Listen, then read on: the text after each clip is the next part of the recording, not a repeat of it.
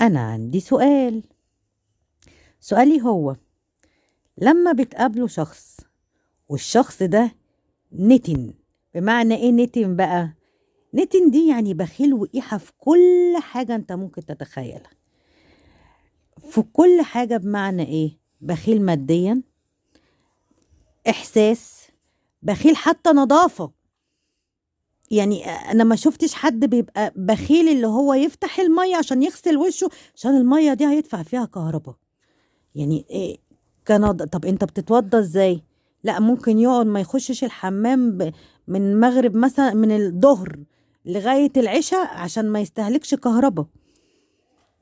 يعني هو حاسبها بطريقة تانية بجد. الناس النتنة البخلة دول بيبقوا لود على كل الأشخاص اللي انت ممكن تتخيلها.